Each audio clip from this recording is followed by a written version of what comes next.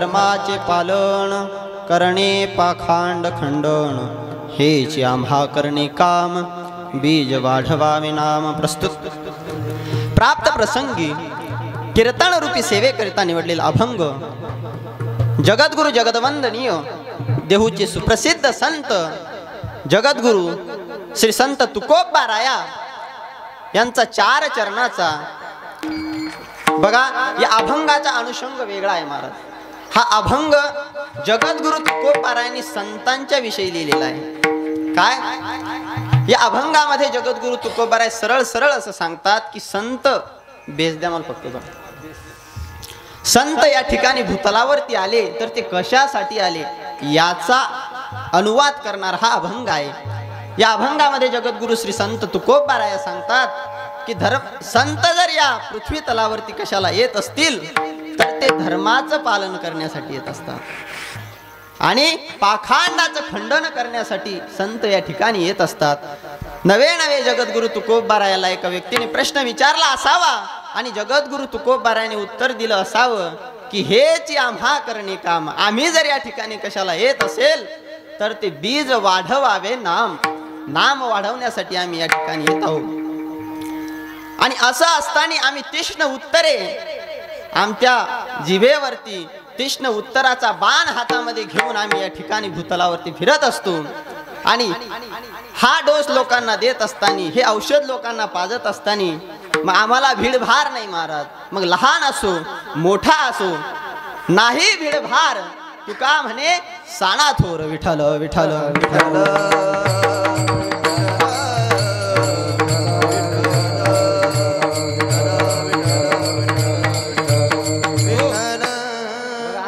बोलता येईल असं काहीतरी आवाज उडून राहिला। हॅलो बघा अशा प्रकारे या अभंगाचा सरळ सरळ अर्थ आपण या ठिकाणी पाहिलेला आहे। कीर्तनाला सुरुवात करण्या अगोदर थोडीसा परिहार द्यायचा तो असा की आपल्या गावामध्ये एक आगळ्या वेगळ्या प्रकारचा उपक्रम या ठिकाणी राबवला जात आहे। बघा अनेक गावामध्ये शिवजयंती बघायला मिळते महाराज। अनेक गावामध्ये आपण शिवजयंती बघत असतो आणि ती शिवजयंती अशी असते की असं वाटतं राजे या पृथ्वी तलावरती आलेच नसते तर किती चांगलं झालं असतं। काय अहो शिवजयंती डीजे लावून साजरी करायची नसतेच महाराज। ज्या राजांनी धर्माचं संगोपन केलं ज्या राजांनी धर्म वाढवला त्या राजाच्या जयंतीला जर आपण डीजे लावून दारू पिऊन डीजे डीजे म्हणून नाचत असू तर त्या राजाचा तो काय अपमान आहे महाराज। अहो ज्या राजांनी या समाजाला धर्म शिकवला ज्या राजांनी हिंदू धर्माचं महत्त्व तुम्हा सर्वांना पटवून दिलं त्या राजाच्या जयंतीला जर आपण डीजे लावून पाटलाचा बैलगाडा वाजवत असू तर त्यात काही अर्थ नाही। मग आपल्यात आणि गौतमीताईत काही फरकच राहणार नाही असं मला वाटतंय।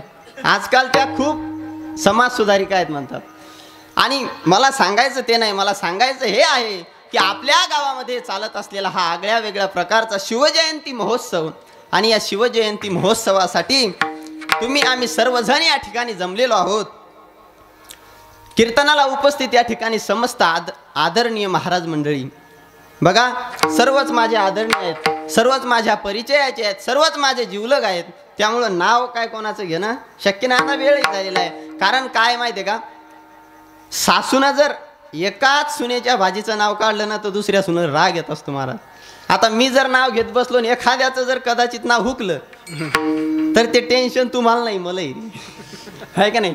त्यामुळं कोणाचंही नाव न घेता सर्वांच्या चरणी दंडवत करून तुम्हा सर्व श्रोते मायबापांच्या चरणी दंडवत करून सुंदर साऊंड सिस्टीम आहे त्यांच्याही चरणी दंडवत करून नवे नवे जे या कीर्तनाला आले नाहीत घरी झोपलेले आहेत त्यांच्याही चरणी दंडवत करून सेवेला सुरुवात विठ्ठल।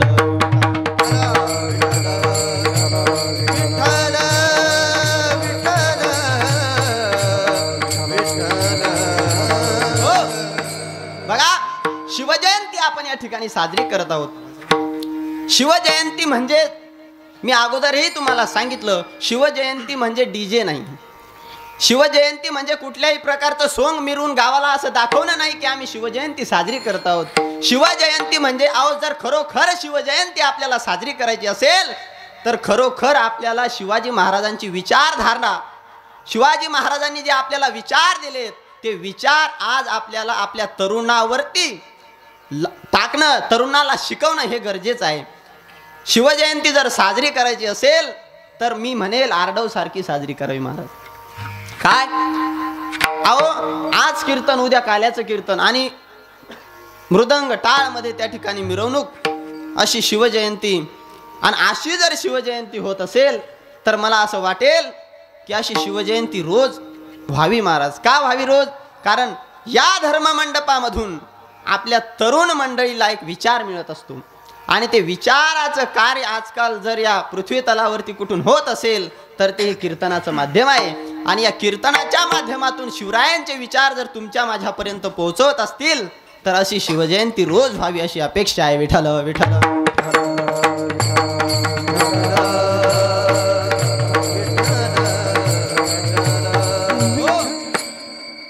शिवाजी महाराजांनी जे तुम्हा मला विचार दिलेत, काय विचार दिले? अहो, स्त्रियांचं रक्षण करणं हा विचार दिला शिवाजी महाराजांनी, धर्माचं रक्षण करणं हा विचार दिला शिवरायांनी.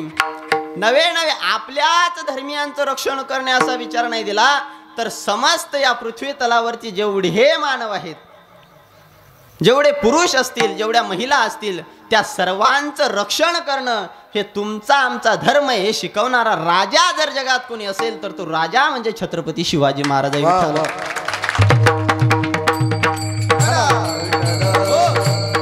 आणि म्हणून आज अभंगाला निवडण्याचं कारण असं आहे. बघा, खरोखर सांगतो तुम्हाला, मी अभंग दुसरा घेणार होतो.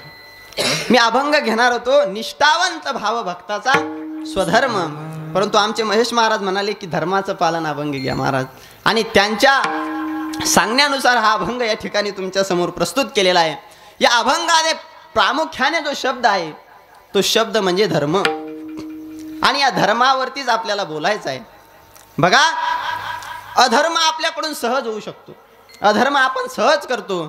अधर्म शिकवायची गरज नाही महाराज. अहो, पुडी खायचं कोणाला शिकवायचं काम नाही महाराज, बिडी ओढायचं कोणाला शिकवायचं काम नाही, दारू प्यायचंही कोणाला शिकवायचं काम नाही. परंतु गड्या जा चाल हरिपाठामध्ये टाळ वाजव, तर तो टाळ आपल्याला शिकावाच लागतो, तो टाळ शिकवावाच लागतो.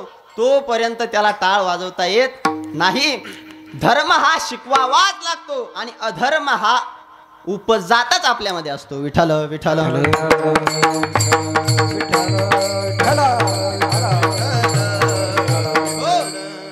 धर्माची शिकवण देत असताना शिकवण कोणी दिली महाराज? अनेक अशा थोर क्रांतिकारिका होऊन गेलेल्या आहेत. माझ्या राष्ट्रमाता राजमाता जिजाऊ आईसाहेबासारख्या आया होऊन गेलेल्या आहेत की ज्याने आपल्या मुलाला केवळ आणि केवळ धर्म शिकवला.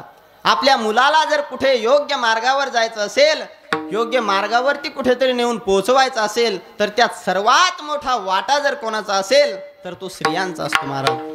कारण आपला मुलगा योग्य मार्गावर चाललाय की अयोग्य मार्गावर चाललाय हे सर्वात आधी जर कोणाला कळत असेल तर ती घरातली आई असते. आणि जर घरातल्या आईने आपल्या मुलाकडे लक्ष दिलं नाही तर मुलगा हा अयोग्य मार्गावरती गेल्याशिवाय राहत नाही. विठ्ठल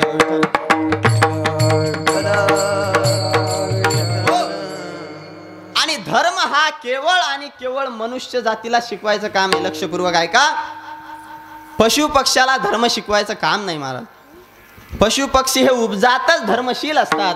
पशु बघा, मी सर्वांची नावं घेतली, थोडक्यात घेतलीच, फक्त एक नाव राहिले महाराज, ते म्हणजे आमच्या गावातून बरीच तरुण मंडळी या ठिकाणी आली. काय की त्यांना असं वाटलं की चला महाराजांचं कीर्तन आहे. आणि मला आनंद या गोष्टीचा आहे की माझ्या गावून कोणी म्हातार या कीर्तनाला नाही आलं. माझ्या गावावरून या कीर्तनासाठी तरुण मंडळी आली. आणि तरुण मंडळी म्हणजे नाचू कीर्तनाचे रंगी, नाचू कीर्तनाचे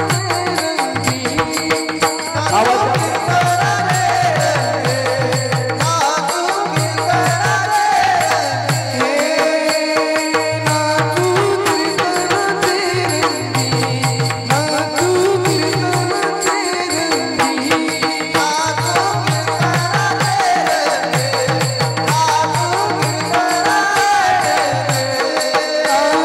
कीर्तनाचे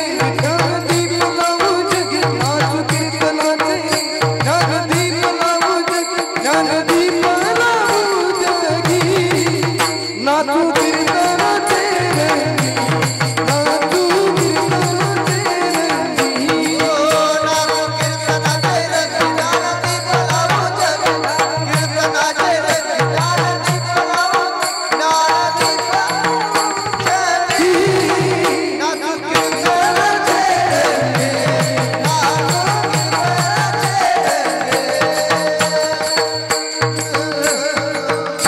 नाचू कीर्तनाचे रंगी, ज्ञानदीप लावू जगी. ज्ञानाचा दीप जर लावायचा असेल, ज्ञानाची ज्योत जर प्रज्वलित करायची असेल, तर त्यासाठी तरुण मंडळी कीर्तनामध्ये आवश्यक आहे महाराज. कारण हाच तरुण उद्या भारताचं भविष्य आहे. आणि ते भविष्य आज या ठिकाणी कीर्तनाला आल्याच्या नंतर मला खूप आनंद झाला महाराज. का? कारण तरणा भाग्यवंत, तरणा भाग्यवंत.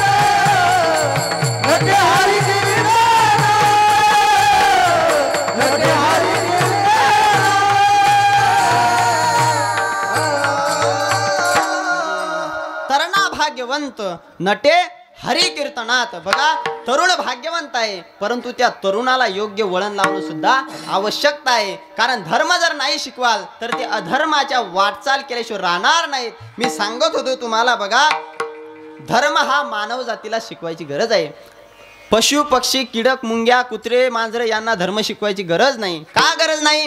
कारण त्यांच्यामध्ये हा धर्म मुख्यत्वाने असतो. बघा, तुम्ही म्हणसाल महाराज इथं माणसं धर्म पाळेन, आणि तुम्ही सांगायला आले कुत्रे मांजरे हे धर्म पाळतात. मी तुम्हाला पटवून देईल, कारण मला राजाचं चरित्र सांगायचं आहे आणि मला एका दृष्टांतावरून राजाच्या चरित्राकडे ओळायचं आहे. बघा, एका जंगलाला खूप भयानक वनवा लागलेला होता. झाडं जळत होती. ऐका, झाडं जळत होती, वनवा लागलेला होता. खूप खूप भयंकर आग त्या ठिकाणी ओसळत होती. आणि त्या आगेच्या थोड्याशा अंतरावरून एक मनुष्य जात होता. मनुष्य जात असताना मनुष्याने बघितलं जंगलाला आग लागलेली आहे, जंगल जळत आहे. आणि असं असताना एका झाडावरती एक पक्षी बसलेला आहे. काय? लक्षपूर्वक ऐका, तुम्हाला उदाहरण मी पटवून देणार आहे. जंगलाला आग लागलेली, एका झाडावरती एक पक्षी बसलेला आहे. त्याचं घरटं खाली आहे, तो शेवटच्या फांदीवरती जाऊन बसलेला आहे. आणि असं असताना तो मनुष्य त्या ठिकाणी जात असताना त्या मनुष्याने त्या पक्षाला प्रश्न केला, अरे आग लगी इस वृक्ष को जलने लगे हे पात. काय? आग लगी इस वृक्ष को जलने लगे हे पात, तुम क्यों जलते हो पंछियों पंखों के साथ. अरे आग लागली या झाडाला, झाडाचे पानं जळतायत, फांद्या अर्ध्या मधापर्यंत जळत जळत आलेल्या आहेत. आता थोड्या वेळाने जर तू उडून नाही गेला तर तूही त्या ठिकाणी काय होणार आहे? जळून जाणार आहे. तुला पंख आहेत, तू उडू शकतो, का उडत नाही तू? सांग मला, का उडत नाही? त्यावेळेस त्या पक्ष्याने सुंदर उत्तर दिलं, महाराज. तो पक्षी म्हणाला, तुमचं सर्व खरं आहे हो, जंगलाला आग लागलेली, झाड जळत आहे, परंतु मी ज्ञानोबारायांची ज्ञानेश्वरी वाचलेली. माझे ज्ञानोबाराय सांगतात की अगा स्वधर्म हा आपला जरी का कठीण झाला. अरे धर्म जो आहे आपला, स्वधर्म जो आहे, तो कठीण जरी असला, तो अवघड जरी असला, परंतु त्याचं पालन करणं हे आपलं कर्तव्य आहे. आणि म्हणून मी या झाडावरती बसलेलो आहे. त्या व्यक्तीला आश्चर्य वाटलं. तो व्यक्ती म्हणाला, काय धर्म आहे तुझा आणि का तू या झाडावरती बसलेला आहे? तुझा धर्म काय, मला समजून सांग. त्यावेळेस त्या पक्ष्याने एक सुंदर उत्तर दिलं, महाराज. तो पक्षी म्हणाला, फल खाए इस वृक्ष के हमने गंदे किए हे पात. अरे माझा जन्म या झाडावरती दोन वेळेस झाला. एकदा अंड रूपाने झाला आणि एकदा पक्षी रूपाने झाला. बरं एवढंच नाही, हे झाड माझं जन्मदात्रीच आहे असं नाही, तर या झाडाने मला अन्न सुद्धा पुरवलेलं आहे. ज्या वेळेस माझी आई उडत उडत जायची आणि तिला कुठे अन्न मिळालं नाही तर त्यावेळेस ती याच झाडाचे पानं तोडायची आणि मला खाऊ घालायची. म्हणून हे झाड माझं जन्मदात्रीच नाही तर हे झाड माझं अन्नदात्री सुद्धा आहे. म्हणून त्या पक्षाने उत्तर दिलं, फल खाए इस वृक्ष के हमने गंदे किए है पात, अब यही हमारा धर्म है कि जले इसी के साथ. अहो, आता जर काही माझा धर्म असेल तर तो धर्म हाच आहे की मी या झाडासोबत जळून जावं. हा माझा धर्म आहे. आणि हाच धर्म पाळताना दिसलं कोण, एक सांगू का तुम्हाला उदाहरण. हाच धर्म पाळताना दिसला माझा राजाचा वाघ्या नावाचा कुत्रा. राजाजवळ एक वाघ्या नावाचा कुत्रा होता. एवढा छान होता, एवढा सुंदर होता, दिसायला अगदी गुबगुबीत होता. राजांनी अगदी आपल्या मुलाप्रमाणे त्याचं संगोपन केलं होतं. एवढा जीवाचा प्रिय असणारा तो वाघ्या नावाचा कुत्रा ज्यावेळेस त्याने महाराजांचं शव बघितलं, अरे महाराज आता चितेवरती मांडले आणि महाराजांना आता अग्नी डाव दिलेला आहे, असं ज्यावेळेस त्या वाघ्या नावाच्या कुत्र्याने बघितलं, अरे माझा स्वामी जर आता जळणार आहे तर माझं जगून तरी काय अर्थ आहे. माझा धर्म मला हा सांगतो की मी माझ्या राजाच्या चितेत उडी टाकावी. महाराज, वाघ्या नावाच्या कुत्र्याने जळत्या चितेत उडी घ्यावी आणि तुम्हा मला धर्म शिकवावा की बाबांनो, ज्या स्वामीचं आपण खाल्लं, ज्या स्वामीच्या विषयी आपण निष्ठा बाळगली, तो स्वामी जर या जगात नसेल तर त्या स्वामी बरोबर अंताचा प्रवास करणं हाच आपला योग्य धर्म आहे. विठ्ठल विठ्ठल.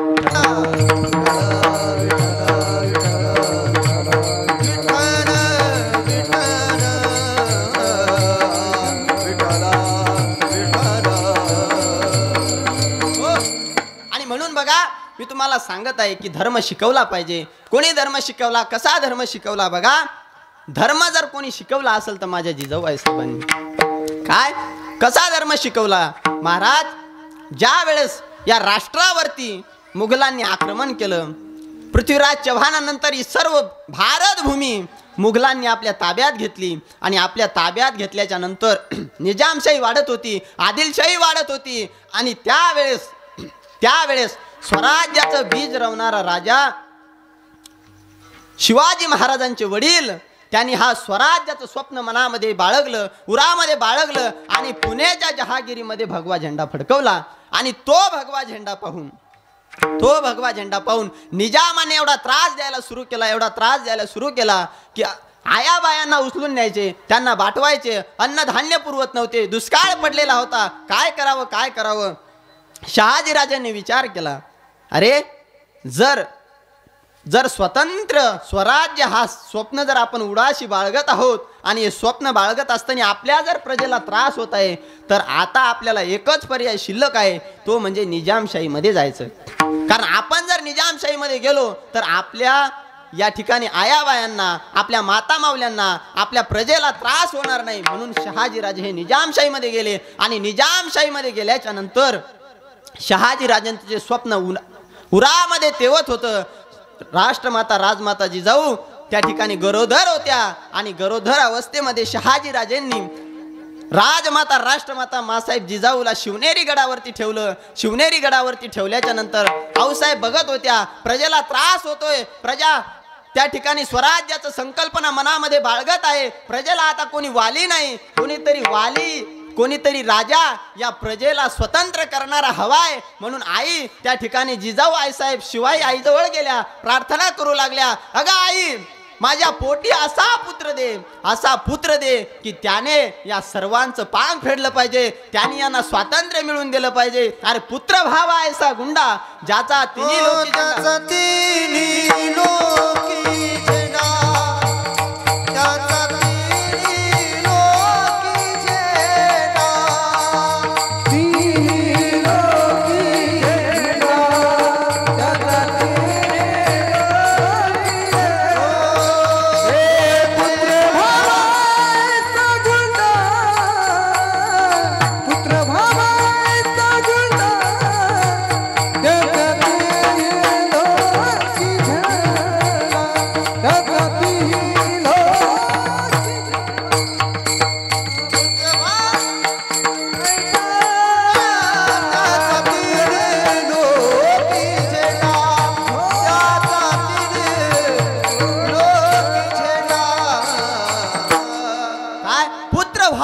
गुंडा ज्याचा तिन्ही लोकी झेंडा. अरे असा पुत्र जन्माला यावा. अरे जननी जने तो भक्त जने, दाता जने या शूर, नाही तो जननी बाज भली क्या खोएगी नूर. अरे जननी जर जन्माला घालायचं असेल तर दाता जन्माला घालावा, शूर जन्माला घालावा, नाही तर ती जननी वाज राहिली तरी चालेल. काय काय हरवणार आहे तिचं.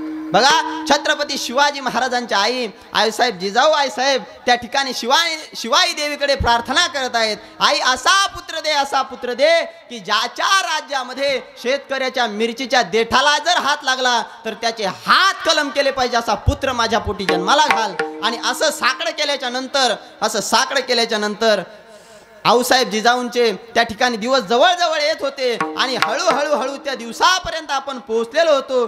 दिवस उजाडला महाराज. 19 फेब्रुवारी 1630 रोजी राजाचा जन्म झाला. माझ्या जिजाऊची पुण्याई कशी आली हो फळाला. माझ्या जिजाऊची पुण्याई कशी आली हो फळाला. हे बापाचं बापाचं बापाचं बापाचं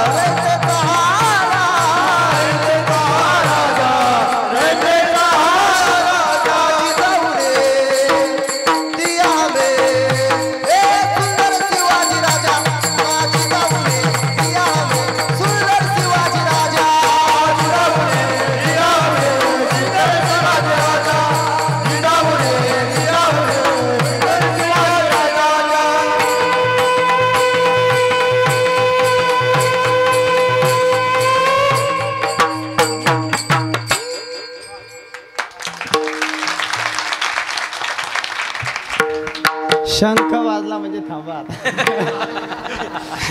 युद्ध विरामाची काय असती घोषणा असती ती. काय शंख वाजला म्हणजे थांबा. बघा सुंदर सुंदर या ठिकाणी प्रमाण दिलेले आहेत महाराज. काय की शिवनेरी गडावर त्या ठिकाणी शिवाजी महाराजांचा जन्म झाला. अहो शिवाजी महाराजांचा जन्म झाल्यानंतर एक नवी पहाट निर्माण झाली. आशेची एक नवी उमेद त्या ठिकाणी लोकांना दिसू लागली. काय करावं. अहो पशु पक्षी आवाज करतील यात नवल नाही. भरती पृथ्वी त्या ठिकाणी नाचू लागली आणि माझ्या राजाचं स्वागत करू लागले की आता मला या यौवनापासून वाचवणारा राजा जन्माला आलेला आहे आणि हा राजा मला या ठिकाणी या यौवनाच्या भारातून मुक्त करणार आहे असं पृथ्वीलाही वाटत होतं. आणि असं असताना बाळराजे हळूहळू थोडं मोठं होत गेले आणि मोठं होत असताना बाळराजे आता 6 वर्षाचे झाले आणि 6 वर्षाचे बाळराजे झाले असताना बघा मी सांगत होतो आधी तुम्हाला सांगितलं की धर्माची शिकवण काय असते. बघा जिजाऊ आईसाहेब त्या ठिकाणी छत्रपती शिवाजी महाराजांना रामायणाच्या महाभारताच्या त्या ठिकाणी गोष्टी सांगत होत्या. का रामायणाच्या महाभारताच्या गोष्टी सांगायच्या. कारण हा इतिहास जर आपण राजेला सांगितला तर हा राजा तसा घडल्याशिवाय राहणार नाही. आणि आजकालच्या जिजामाता मुलाला घेऊन TV जर पाहत असतील काय तुला पाहते रे काय पाहती तू आहे का नाही. माझ्या नवऱ्याची बायको अशा जर मालिका आपण बघत असू मला तर नवलच वाटतंय महाराज. काय अहो ज्या वयामध्ये मुलाला आपण धर्माची शिकवण द्यायची त्या वयामध्ये बोलू नका त्या वयामध्ये जर आपण मुलाच्या हाती मोबाईल देत असू तर काय काय घडणार आहे आपला मुलगा. अहो आपण जर आपल्या मुलाला धर्माचे धडे दिले आपण जर आपल्या मुलाला राजा महाराजांच्या कथा सांगितल्या तर तो मुलगा शूर झाल्याशिवाय राहणार नाही. आणि जर आपण आपल्या मुलाला विठ्ठल विठ्ठल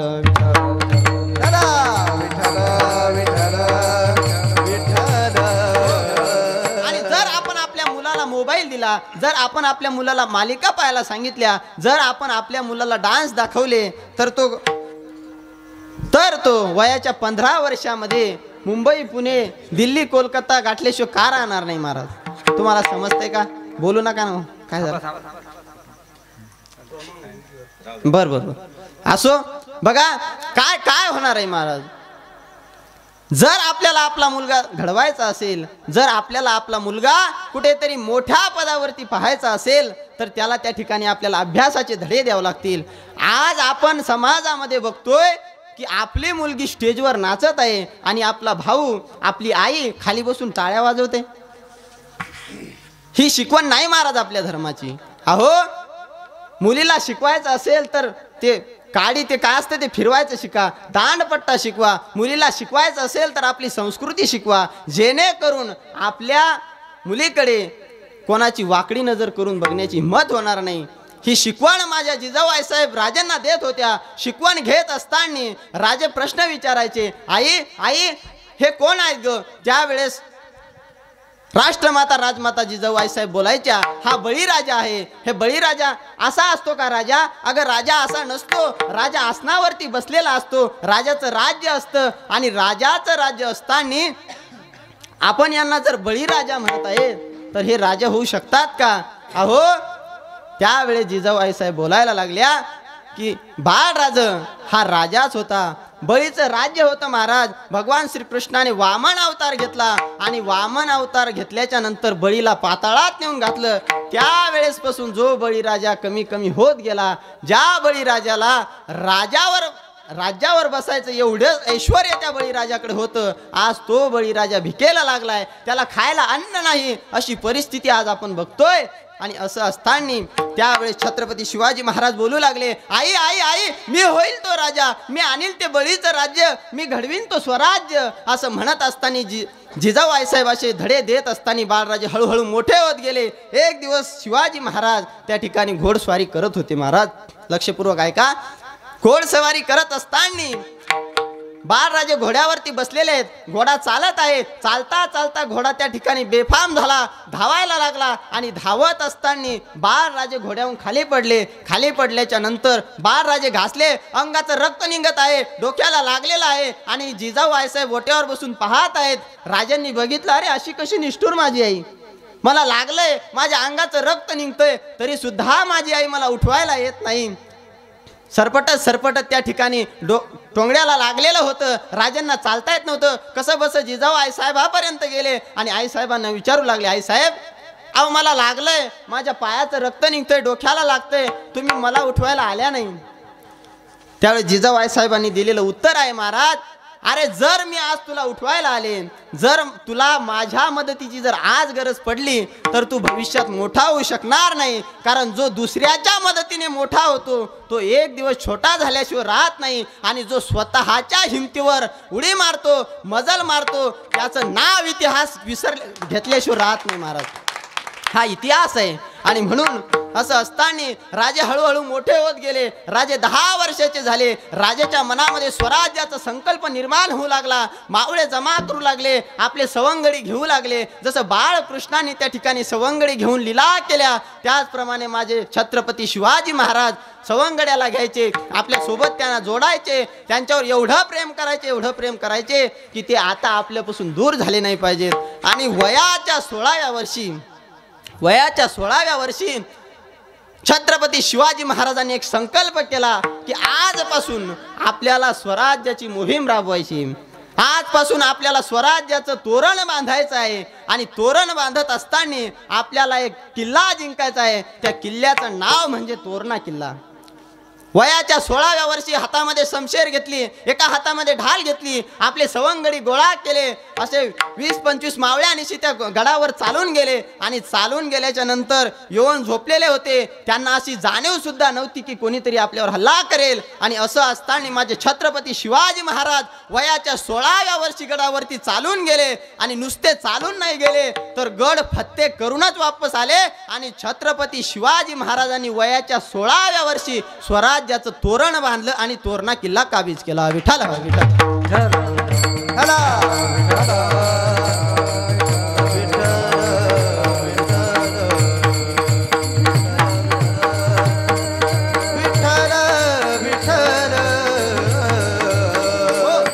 आणि बघा, छत्रपती शिवाजी महाराजांनी तोरणा किल्ला काबीज केल्याच्या नंतर आता मात्र यवन जागी झाले. काय, अरे कुणीतरी आत आपल्या विषयी वाईट विचार करत आहे, कोणीतरी आपल्या विषयी त्या ठिकाणी आपल्या विरोधात स्वराज्याचा संकल्प निर्माण करत आहे, कोणीतरी गडावरती भगवे झेंडे लावत आहे. त्याचा शोध घेतला पाहिजे. कारण सापाने फणा काढायच्या आत सापाला मारणं हे आवश्यक असतं. म्हणून त्या ठिकाणी निजामशाहीच्या दरबारामध्ये, आदिलशाहीच्या दरबारामध्ये माझ्या राजाची चर्चा होऊ लागली. आणि असता असताना पुन्हा थोड्या दिवसांनी छत्रपती शिवाजी महाराजांनी थोडे मावळे जमा केले. मावळे जमा केल्याच्या नंतर रायरेश्वराच्या मंदिरामध्ये गेले.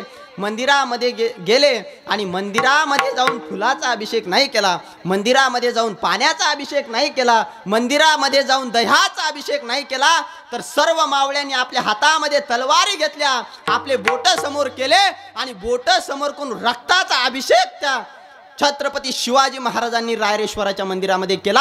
आणि रायरेश्वराच्या मंदिरामध्ये रक्ताचा अभिषेक करून जो संकल्प केला, जी प्रतिज्ञा केली, ती प्रतिज्ञा म्हणजेच अभंगाचं प्रथम चरण. धर्माचे पालन,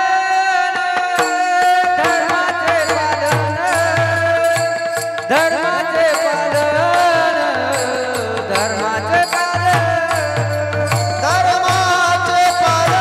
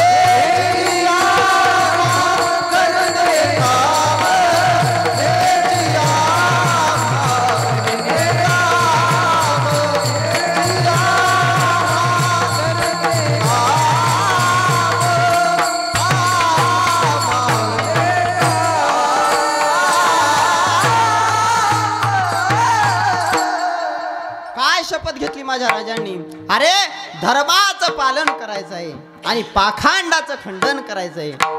राजांनी शपथ घेतली महाराज. आणि शपथ घेतल्याच्या नंतर राजे स्वराज्याच्या दिशेने वाटचाल करू लागले. एक एक सवंगडी जमा करत होते. एका एका सवंगड्याला आपल्या जीवापेक्षा जास्त जीव लावत होते. आपल्या भावासारखा जीव लावायचे. आपल्या मित्राला घरी आणायचे, त्यांना बसवायचे, जेवू घालायचे. आणि असं असताना राजांसोबत अनेक मावळे त्या ठिकाणी जमा होत गेले. अनेक मावळ्यांचा ताफा त्या ठिकाणी राजांच्या दरबारामध्ये हाजरी लावू लागला. आणि असं असताना राजा त्या ठिकाणी खुपला महाराज. एका दरबारामध्ये राजा खुपला. तो दरबार म्हणजे आदिलशहाचा दरबार. आणि आदिलशहाच्या दरबारामध्ये बघा, आदिलशहाच्या दरबारामध्ये चर्चा सुरू झाली. कौन है वो चूहा जिसका नाम शिवा है, अरे उसको जल्दी से मसल डालो, नहीं तो ये अपने को धोखा हो सकता है. अशा चर्चा रंगू लागल्या. आणि अशा चर्चा रंगत असताना एक वेळचा प्रसंग, राजे त्या ठिकाणी आसनावर बसलेले होते. एक वृद्ध माणूस राजांकडे आला. आणि राजांकडे आल्याच्या नंतर ढसा रडू लागला. अरे राजा, तू म्हणतो स्वराज्य निर्माण करायचंय. अरे राजा, तू म्हणतो या आया बाया त्या ठिकाणी सुरक्षित राहिल्या पाहिजेत. अरे राजा, तू म्हणतो या स्वराज्यातले तरुण त्या ठिकाणी डोलानं एटीनं या ठिकाणी हिंडले पाहिजेत, घुमले पाहिजेत. आणि असं असताना माझ्या मुलीचं लग्न असताना माझ्या मुलीच्या लग्नामध्ये रांझ्याच्या पाटलानं हस्तक्षेप केला महाराज. माझ्या जवायाचा हत्या केली. माझ्या मुलीला उचलून घेऊन गेला, तिचा बलात्कार केला. आणि आज त्या मुलीने त्या ठिकाणी जीव दिलेला आहे. काय करावं मी, सांग ना, सांग मी काय करावं. असं असताना छत्रपती शिवाजी महाराजांनी रांझ्याच्या पाटलाला समन्स पाठवला. लवकरात लवकर गडावरती हाजरी लावावी असं म्हटल्याच्या नंतर रांझ्याचा पाटील म्हणाला, तो काय कुठला राजा नाही, त्यांनी स्वतःला राजा म्हणून घेणं अपेक्षित नाही. तोही माझ्यासारखाच एक जहागीरदार आहे, अजून तो राजा झालेला नाही, मी येत नसतो म्हटले. असं म्हणल्याच्या नंतर राजे संतापले, खवळले. हातामध्ये शमशेर होती, शमशेर भिरकावली. राजे त्या ठिकाणी रांझ्या गावाकडे प्रस्थान केलं. आणि प्रस्थान केल्याच्या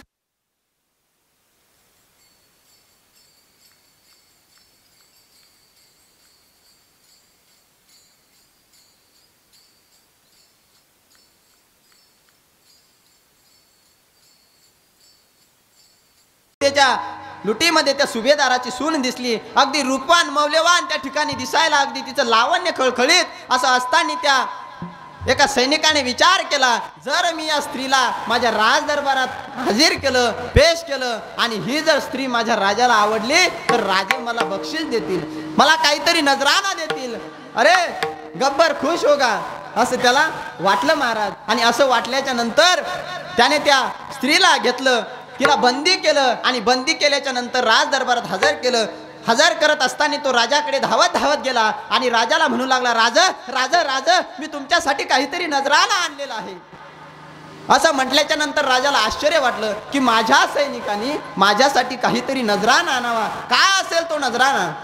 असं म्हटल्याच्या नंतर राजांनी त्याला सांगितलं, तू जे आणलेलं आहे ते माझ्यासमोर प्रस्तुत कर. आणि असं म्हटल्याच्या नंतर त्या सैनिकांनी ती स्त्री, ती रूपवती, ती लावण्यवती राजासमोर हजर केली. आणि हजर केल्याच्या नंतर राजे कडाडले महाराज, अरे परकीय स्त्री ही आमच्या माते समान आहे, हिला आम्ही हात लावू शकत नाही. हिला साडी चोळी देऊन रुबाबात त्या ठिकाणी सर्व संस्कारासहित तिला रवाना करा. का रवाना करा? कारण स्त्री, प्रत्येक स्त्रीमध्ये माता बघण्याचे संस्कार हे राजांनी घालून दिलेले आहेत.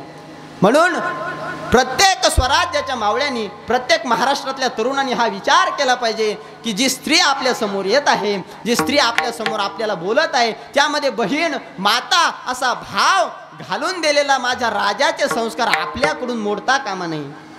अहो एवढंच नाही, ज्या वेळेस स्वराज्य त्या ठिकाणी भरभक्कम झालं, स्वराज्यामध्ये सर्वांच्या हाती आता शस्त्र आले, राजांचं राज्य त्या ठिकाणी सुलभ आणि सुसंस्कृत झालेलं होतं. आणि असं असताना रायगड बांधायची जबाबदारी कोणाकडे द्यायची आहे? कोणाकडे द्यायची जबाबदारी? त्या ठिकाणी मीटिंग बसली. मीटिंग बसल्याच्या नंतर अनेक सरदार त्या ठिकाणी आले. आणि सरदार आल्याच्या नंतर राजे बोलू लागले, कोण बांधल स्वराज्याची राजधानी, कोण बांधल? आणि असं असताना एका कोपऱ्यात बसलेला एक मावळा, त्यांनी हात वर केला आणि तो म्हणाला, राज, म्या बांधेल की राजगड, म्या बांधेल राजगड. त्या मावळ्याचं नाव होतं हिरोजी इंदलकर. आणि हिरोजी इंदलकरांनी तो विडा उचलला आणि वेडा उचलल्याच्या नंतर राजांनी जो राजगडासाठी ठेवलेला निधी होता तो हिरोजी इंदलकराकडे दिला. आणि हिरोजी इंदलकराला देत असताना एक प्रश्न केला, निधी कमी पडला किंवा तुम्ही बिमार पडले, घराच्या कोणाचं काही झालं तरी सुद्धा या राजगडाचं काम थांबता कामा नये. कारण जर राजगडाचं काम थांबलं तर या ठिकाणी भारत भूमीवरती असा संदेश जाईल की हा राजा भिकारी आहे. कारण याची राजधानी जर याला बांधून घेता येत नाही तर हा काय आहे, याच्याजवळ पैशाची कमतरता आहे. असं म्हटल्याच्या नंतर हिरोजी इंदोलकर म्हणाले, अहो राजा, मी आपला प्राण देईन, मी माझी वस्ती गहाण ठेवेल, माझं घर गहाण ठेवेल, सर्व काही गहाण ठेवायची वेळ आली तरी चालेल, पण राजगड बांधून उभा करेल. असं म्हटल्याच्या नंतर तो विडा हिरोजी इंदलकराकडे देण्यात आला. लेंटल लेवलला काम गेलं महाराज, काय दरवाजाच्या वरती काम गेलं. आणि काम गेल्याच्या नंतर आता निधी संपला. आता काय करायचं, अहो आपलं घरदार गहाण ठेवलं, आपलं वतनदारी गहाण ठेवली आणि हिरोजी इंदलकरांनी गड बांधून पूर्ण केला. सुंदर असं जगदीश्वराचं त्या ठिकाणी मंदिर बांधलं. का, अहो माझा राजा रायगडावर आल्याच्या नंतर माझ्या राजाला आराधना करण्यासाठी त्या ठिकाणी जगदीश्वराचं मंदिर बांधून उभं केलं. असं असताना राजे रायगडावर आले आणि रायगडावर आल्याच्या नंतर त्या ठिकाणी पुन्हा त्या ठिकाणी सरदार जमा झाले, सैनिक जमा झाले, सर्व मावळे जमा झाले, सर्व समोर समोर बसले. आणि त्या ठिकाणी एक मावळा सर्वात शेवट बसलेला होता, तो म्हणजे हिरोजी इंदलकर. सर्वांना नजराने दिल्या जात होते, सर्वांना मान दिला जात होता, कोणाला टोपी दिल्या जात होती, कोणाला त्या ठिकाणी रुमाल दिला जात होता आणि कोणाला 50. असो, तो आपला विषय नाही. मला सांगायचं आहे, असं असताना राजाने विचारलं, अरे हिरोजी कुठे आहेत, कुठे आहेत हिरोजी? सर्व मला या ठिकाणी दिसत आहेत पण माझा हिरोजी मला दिसत नाही. एका कोपऱ्यातून आवाज आला, राजा मी या ठिकाणी आहे, सांगा हिरोजी, या राजगड बांधून दिल्याच्या बदल्यामध्ये तुम्हाला काय हवं आहे, काय पाहिजे तुम्हाला? त्यावेळेस हिरोजी इंदलकर बोलले, राजा मला काय नका सांग, काही नको मला. का, अहो राजा, मी तुमच्या पायीची ही सेवा समर्पित केली, ही काही भेटायच्या आशेने नाही. जर द्यायचंच तुम्हाला काही असेल तर मला एक वस्तू द्या. काय वस्तू द्यायची? राजा, या जगदीश्वराच्या मंदिराची जी पायरी आहे त्या पायरीवरती माझं नाव कोरण्याची इच्छा आहे. का? अरे हिरोजी, मागून मागून मागितलं तर काय मागितलं, पायरीवर एक छोटंसं नाव का मागतोय असं? त्यावेळेस हिरोजी इंदलकरांनी राजांना सांगितलं, राजा तुम्ही ज्या ज्या वेळेस रायगडावर याल, ज्या ज्या वेळेस या जगदीश्वराच्या मंदिरात जाल, त्या त्या वेळेस तुम्ही पाय हे पायरीवरती ठेवाल आणि तुमच्या चरणाची चरणरज ही माझ्या नावाला लागेल. आणि या नावाला लागल्याच्या नंतर माझं नाव तुमच्या चरणरजेनं पवित्र होऊन जाईल. एवढाच नजराना मला द्या. याला म्हणतात निष्ठा, याला म्हणतात कर्तव्यनिष्ठा. विठ्ठल विठ्ठल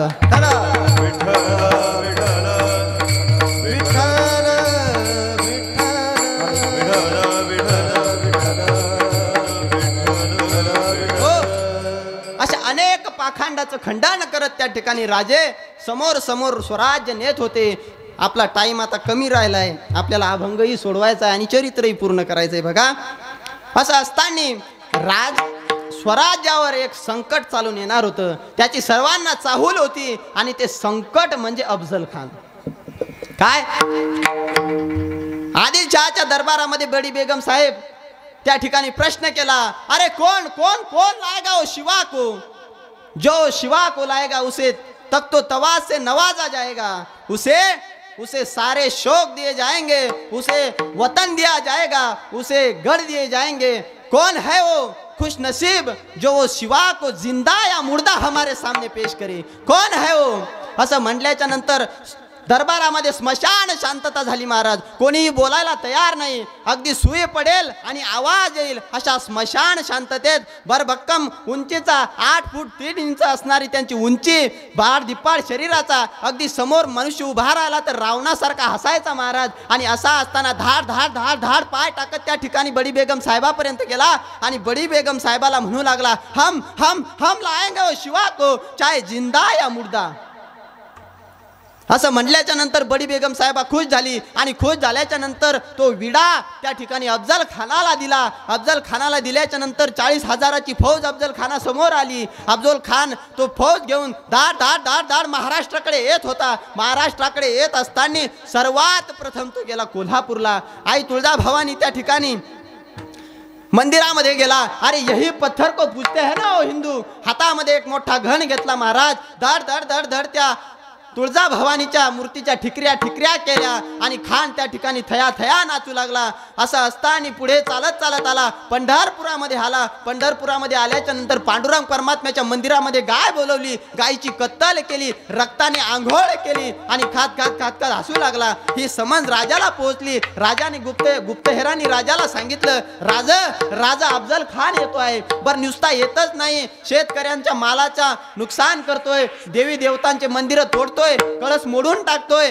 असा असताना छत्रपती शिवाजी महाराजांना एवढा भयंकर राग आला. काय, अरे हा अफजल खान आता मातीत मिळवल्याशिवाय आम्हाला चैन पडणार नाही. अरे आमच्या आयाबाया वाटवतो, आमच्या शेतकऱ्याचा मालाला त्या ठिकाणी नुकसान पोहोचवतो, आमच्या देवी देवतांचे मंदिर तोडतो. योजना आखली महाराज आणि योजना अशी आखली की आता खानाला गर्दिश मिळवायचं, खानाला त्या ठिकाणी मारायचंय महाराज, खानाची कत्तल करायची. आणि असं असताना स्वतः राजे समोर झाले, ही मोहीम आम्ही स्वतः करणार असं म्हटल्याच्या नंतर सर्व मावळ्यामध्ये भीतीचं वातावरण निर्माण झालं. राज तह करा. राज लाख मेले तरी चालतील, पण लाखाचा पोशिंदा मरता कामा नाही. राज तुम्ही जाऊ नका. राज तानाजी म्हणला मी जातो, सूर्याजी म्हणला मी जातो, यसाजी म्हणला मी जातो, परंतु राज म्हणाले नाही, ही मोहीम आम्ही स्वतः त्या ठिकाणी स्वतःही मोहीम पूर्ण करणार आहे. आणि असं असताना प्रतापगडाच्या पायथ्याशी खानाला बोलवण्यात आलं. खानाला त्या ठिकाणी निरोप पाठवण्यात आला. कृष्णाजी भास्करांनी निरोप खानाला दिला की राज तुम्हाला घाबरलेले आहेत आणि असं असताना आता राज तुम्हाला भेटण्यासाठी इच्छुक आहेत. कृपा करून तुम्ही छत्रपती शिवाजी महाराजांना भेट द्यावी असं म्हटल्याच्या नंतर ते पत्र वाचल्याच्या नंतर खान अगदी खुश झाला. अरे शिवा डर गया हो शिवा, हमसे मिलने को आ रहा है असं म्हटल्याच्या नंतर तो खान प्रतापगडाच्या पायथ्याशी आला. प्रतापगडाच्या पायथ्याशी आल्याच्या नंतर राजा प्रतापगडाहून पाय उतार होत आहेत. राजाने अंगामध्ये चिलखत घातलेला आहे, कारण राजाला माहित होतं यांनी अनेक लोक आपल्या बगलमध्ये दाबू दाबू मारलेले आहेत, आहे का नाही. असं असताना राजाने चिलखत घातलेला आहे, हातामध्ये वाघ नख घेतलेली आहेत. राजे अफजल खानाला भेटायला जात आहेत आणि भेटायला जात असताना 10 अंगरक्षक सोबत आहेत. राजे त्या ठिकाणी त्याच्या शामियान्यामध्ये जातात.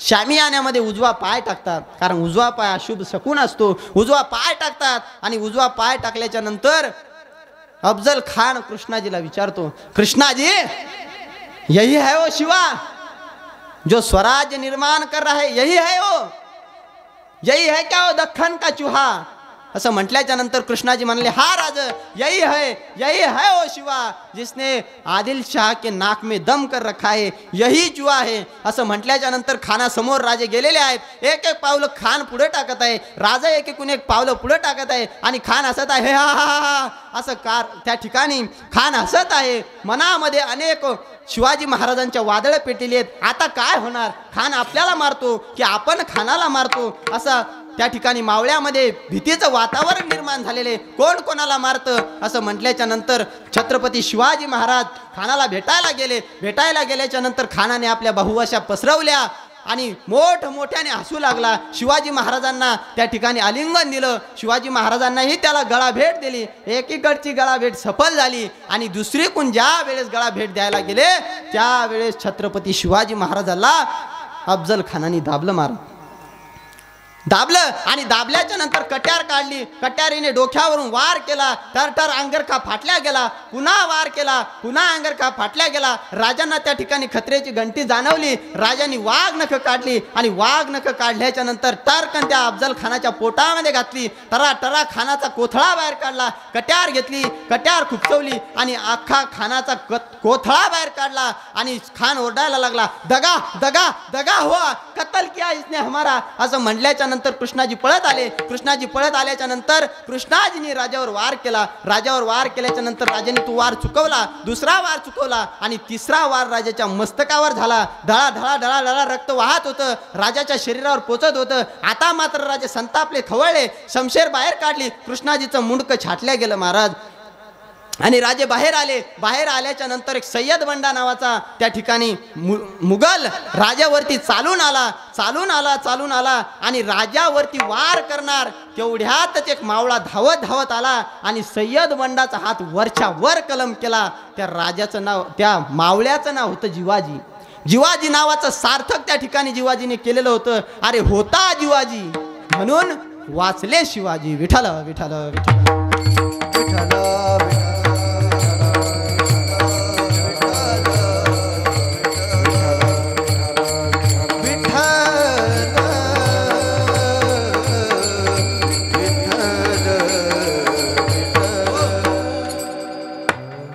असा अनेक मुघलांचा त्या ठिकाणी महाराजांनी पराभव केला. आणि पराभव करत असताना नुसता पराभव नाही केला, तर काय पराभव करत असताना राजाने एक शिकवण दिली. कारण आपण हे स्वराज्य तुमच्या माझ्यासाठी निर्माण करत नाही, तर हे स्वराज्य माझ्या येणाऱ्या 10 पिढ्यासाठी कामी पडणार आहे. या स्वराज्यामध्ये माझ्या माता माऊल्या, माझे बालगोपाल त्या ठिकाणी सुखानं नांदणार आहेत. आणि हे नांदायचं काम आपल्याला या ठिकाणी स्वराज्य निर्माण करून द्यायचंय. का निर्माण करून द्यायचंय? कारण कदाचित त्या भगवंतानी आपल्याला तेच काम करण्यासाठी निवडलं असावं. अभंगाचं द्वितीय.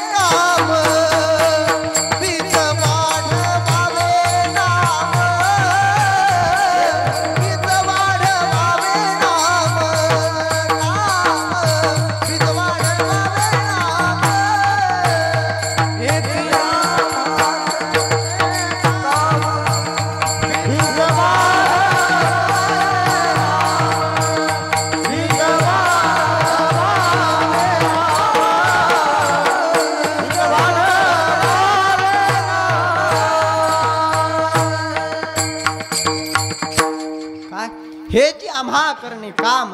अहो हे स्वराज्याचं काम आम्ही हातामध्ये घेतलेलं आहे आणि हे काम आम्हाला पूर्ण करायचं आहे. स्वराज्य या ठिकाणी डौलाने त्या ठिकाणी दख्खनमध्ये छत्रपती शिवाजी महाराजांचा भगवा ध्वज अनेक अनेक गडकोटावरती झळकू लागला. अनेक गडकोटावरती झळकणारा तो भगवा पाहून अनेक लोक जळू लागले महाराज. बर, मुघल जळतील यात नवल नाही, आदिलशहा जळतील यात नवल नाही, औरंगजेब जळेल यात नवल नाही, पण काही आपलेही होते की जे छत्रपती शिवाजी महाराजांच्या स्वराज्यावर जळायचे महाराज. अहो, परकीय शत्रू हा ओळखणं खूप कठीण सोपं असतं महाराज. लांबचा शत्रू ओळखणं हे खूप सोपं असतं, परंतु आपल्या सोबत राहून, आपल्या ताटात जेवून, आपल्याशी प्रेमाच्या गप्पा करून आपलाच घात करणारे लोक ओळखणं खूप अवघड आहे, खूप अवघड आहे महाराज. काय अहो, अनेक अनेक अनेक अडचणी त्या स्वराज्याला आल्या. अनेक अडचणीला तोंड देत माझ्या राजांनी स्वराज्य निर्माण केलं.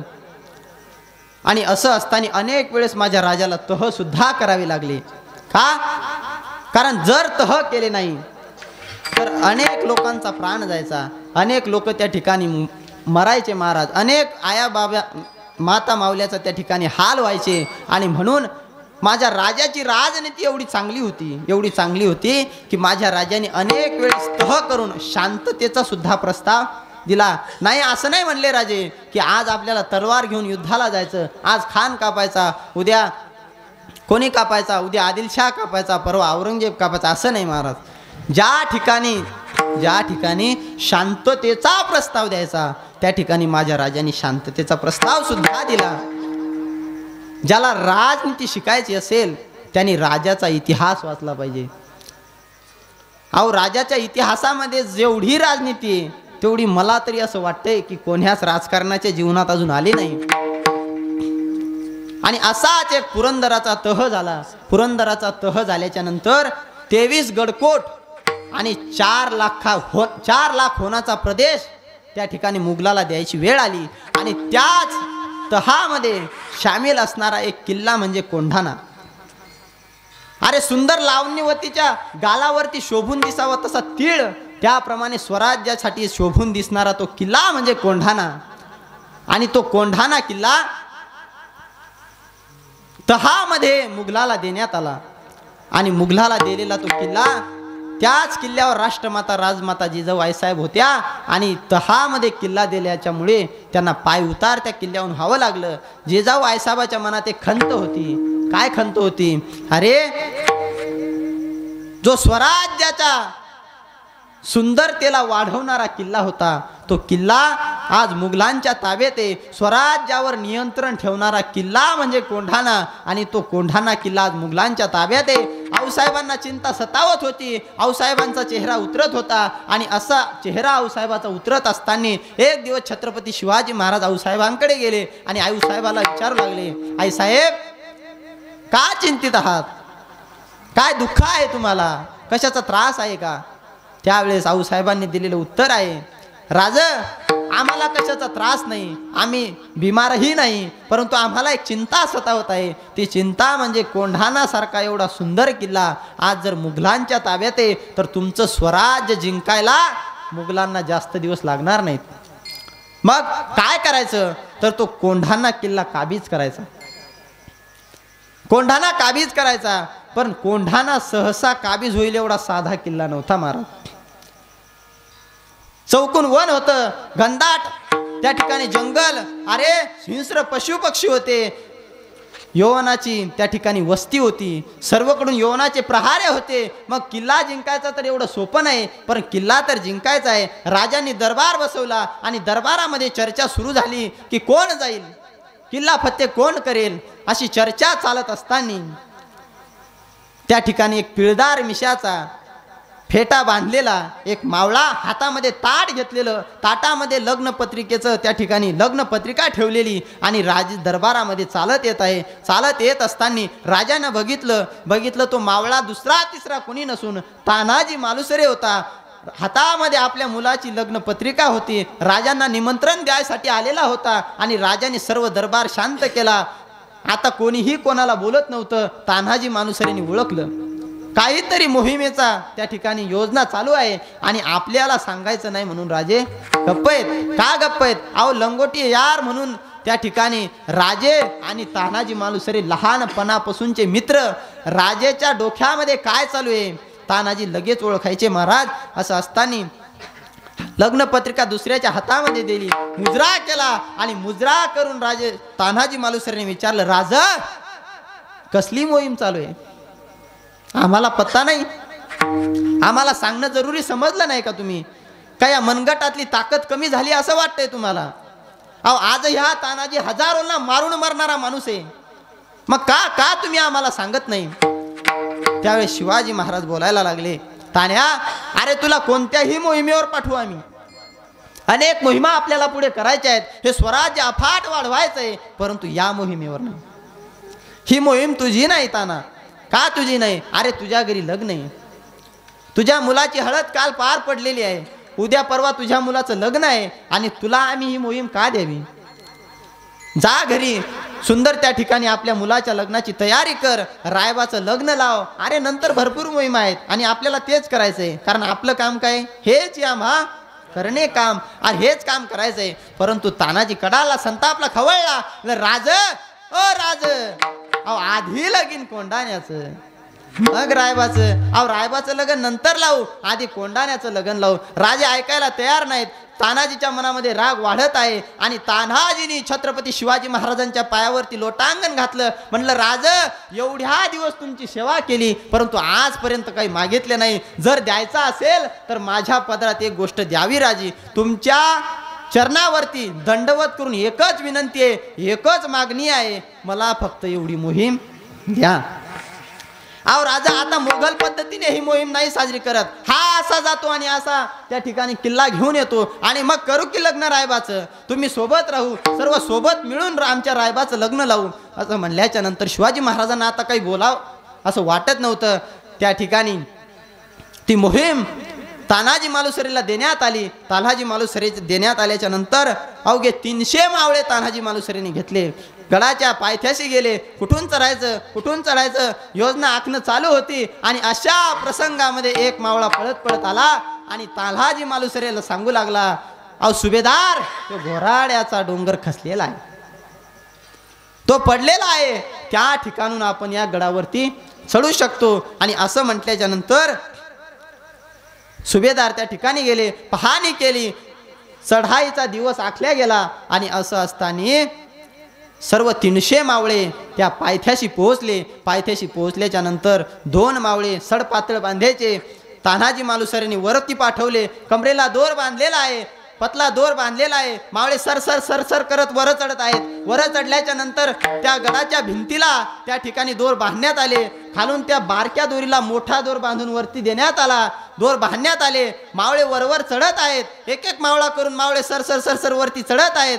हळू आता 150 मावळे गडावरती पोहोचले आहेत. मावळा चढत आहे, दोर काचत आहे, मावळा चढत आहे, दोर काचत आहे. असं करत असताना 200 मावळे गडावरती पोहोचले. 200 मावळे गडावरती पोहोचल्याच्या नंतर दोर काचला. महाराज 50 मावळे त्या दोराला लटकलेले होते. दोर तुटला गेला आणि असा तुटला महाराज दोर की धार दिशी ते मावळे जमिनीवरती आदळले. आणि जमिनीवरती आदळल्याच्या नंतर जसा टमाट्याचा चिखल व्हावा तसा त्या मावळ्याचा शरीराचा चिखल झाला. कारण एवढा उंच असणारा तो किल्ला. मावळे रडायला लागले. तानाजीने आवाज दिला, काय झालं र, काय गोंधळ आहे खाली?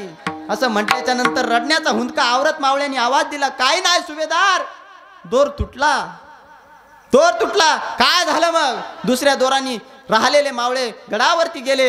होणाऱ्या आवाजाने कल्लोळाने मुघल जागे झाले. सार दिशी तलवारी बाहेर काढण्यात आल्या. मोगलांचं आणि मावळ्यांचं युद्ध चालू झालं. युद्ध असं चालू झालं. त्या ठिकाणी रक्ताचे सडे वाहत होते. लाशाच्या ढिगारी पडत होत्या. एक मुघल सैनिक पळत गेला आणि उदयभानाला उठवलं. उदयभानाला उठवल्याच्या नंतर उदयभानाला सांगू लागला, अहो सरदार मराठे आ गए. कडाडून खान उदयभान उठला. उदयभान उठल्याच्या नंतर, अरे मराठे आ गए, कैसे आ गए? कहीं पीकर तो नहीं आए तुम? पीकर तो नहीं आए? नहीं सरदार, मराठे सच में आ गए. वो तानाजी लाया है उनको. वो तानाजी बहुत भयानक लग रहा है. अपने मुगल सैनिकों को सर काटते चला जा रहा है, क्या करे कुछ समझ में नाही आ रहा है. उदय भानाने आपली तलवार घेतली. तलवार घेतल्याच्या नंतर असा आला, सर मावळ्यांना कापत सुटला आणि तो उदय भानही आता तान्हाजीपेक्षा भयानक दिसू लागला. काय होणार? आणि हळूहळू एकमेकांना वार करत त्या ठिकाणी उदय भान आणि तान्हाजी मालुसरे एकमेकांसमोर आले. युद्ध चालू झालं. असं भयानक अकराळ विक्राळ युद्धानं रूप घेतलं. कोण कोणाला मारल, कोण कोणाला पटकनी देईल हे सांगता येत नव्हतं. अगदी शांतता. किडेही शांत बसले, पक्षी शांततेने बघत होते. किल्लाही आता साक्षीदार बनला होता की कोण कोणाला मारेल, कोण जिवंत राहील आणि कोण वाचेल. तान्हा याला मारेल, उदय भानाला मारेल की उदय भान तान्हाजीला मारेल, काही समजत नव्हतं. युद्ध चालू झालं. उदय भानाने असे वार केले. अहो तान्हाजी मालुसरेची ढाल तुटली महाराज. ढाल तुटली आणि ढाल तुटल्यामुळे कोणी ढाल द्यायलाही तयार नव्हतं. का? अरे जो ढाल द्यायला जाईल त्याचं मस्तक त्या ठिकाणी छाटल्या जात होतं. कोण मरणाकडे जाईल? असं असताना तान्हाजी मालुसरेने आपला शेला काढला, आपल्या हाताला गुंडाळा, हाताची ढाल केली आणि उदय भानासमोर लढू लागले. असं लढू लागले. युद्ध चालत असताना बराच वेळ झाला आणि आता उदय भानाची तलवार ही तान्हाजी मालुसरेच्या खांद्याला लागली, दंडाला लागली आणि दंडापासून हात छाटला गेला. धड धड धड धड रक्ताचा पूर त्या ठिकाणी वाहू लागला. अरे 100 इंगळ्या एक सवत चावून माथ्यामध्ये जशा वेदना व्हाव्यात तशा वेदना तान्हाजी मालुसरे होऊ लागल्या. परंतु तरी सुद्धा तान्हाजी उठला, लढू लागला. अहो नुसता लढू नव्हता लागला, इतिहासाला सांगू लागला की राजासाठी लढणं काय असतं आणि राजासाठी जगणं काय असतं. अहो सांगत होता महाराज, लढत होता. आणि पुन्हा युद्ध चालू झालं. एका हाताने तान्हाजी मालुसरे लढतायत आणि उदय भानही लढत आहे. अशी तलवार निघली. तान्हाजी मालुसरेची तलवार उदय भानाच्या छाताडात घुपसली. छाताडात घुपसल्याच्या नंतर दोन्हीही वीर त्या ठिकाणी धाराशायी पडले आणि तान्हाजी मालुसरेला पाहिल्याच्या नंतर एक आरोळी पिटल्या गेली महाराज. सुभेदार पडले आणि असं म्हटल्याच्या नंतर मराठी सैनिक पळायला लागले. अरे सुभेदार पडले म्हटल्याच्या नंतर आता थांबण्यात मजा नाही. आणि त्याच वेळेस सूर्या नावाचा एक मावळा, तान्हाजी मालुसरेचा भाऊ, त्याने दोर कापून टाकले. अरे एकतर गडावरती उड्या टाकून मरा, नाही तो युद्ध करून मरा, असं म्हणणारा तो सूर्या, त्याने त्या ठिकाणी मावळ्याला युद्धासाठी प्रवृत्त केलं. अनेक मुघल त्या ठिकाणी कापल्या गेले आणि कापल्या गेल्याच्या नंतर दिवस उजाडाच्या सुमारास मराठ्यांचा विजय झाला आणि त्या कोंढाण्यावरती पुन्हा एकदा भगवा डोलू लागला. बोलो छत्रपती शिवाजी महाराज की जय. धर्मवीर संभाजी महाराज की जय.